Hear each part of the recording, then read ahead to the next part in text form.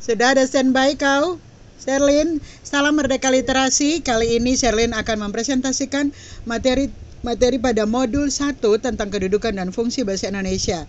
Good. Disilakan Sherlyn.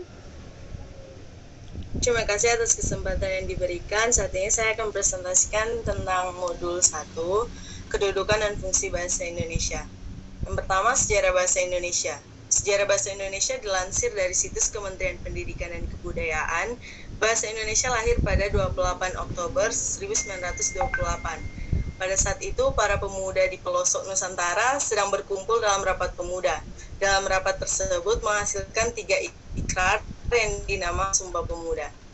Kedudukan dan fungsi bahasa Indonesia ada 3. Yang pertama, bahasa persatuan dan bahasa negara, kedua bahasa daerah, dan ketiga bahasa asing. Bahasa persatuan dan bahasa negara. Bahasa Indonesia memiliki kedudukan yang sangat penting karena bahasa Indonesia berkedudukan sebagai bahasa persatuan dan bahasa negara sekaligus.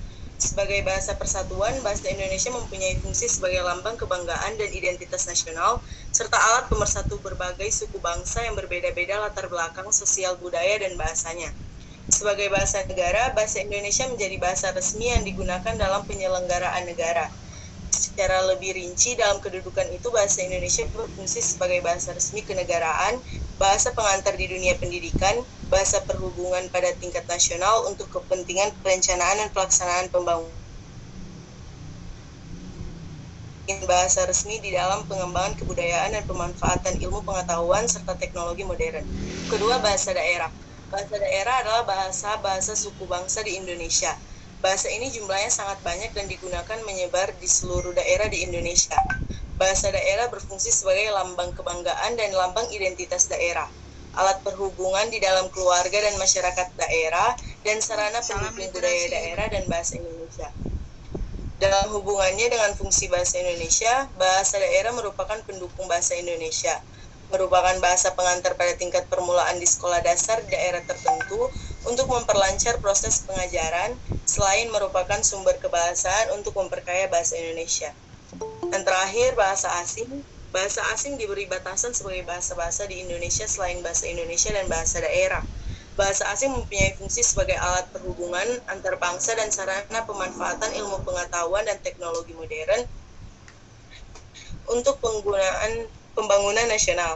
Sehubungan dengan fungsinya sebagai akses untuk memanfaatkan ilmu pengetahuan dan teknologi modern, bahasa asing sesungguhnya hanya melengkapi fungsi bahasa Indonesia yang juga dikembangkan agar menjadi sarana serupa. Bahasa Indonesia baku. Bahasa Indonesia baku menjadi inti bahasa yang dapat diterima oleh penutur semua dialek bahasa Indonesia. Ciri bahasa Indonesia baku, pertama, memiliki keunggulan wilayah dan waktu penggunaan. Dengan keunggulan wilayah penggunaan, bahasa Indonesia baku dapat digunakan di wilayah yang sangat luas jangkauannya. Dan dengan keunggulan waktu penggunaan, bahasa Indonesia baku dapat digunakan dalam kurun waktu yang relatif lama. Kedua, kemantapan dinamis. Kaidah bahasa Indonesia relatif tetap dan berubah setiap saat. Ketiga, cendekia. Bahasa Indonesia baku mencerminkan cara berpikir yang teratur, logis, dan sistematis. Sekian dari saya, terima kasih. Baik, terima kasih. Salam Merdeka Literasi, Sherlyn.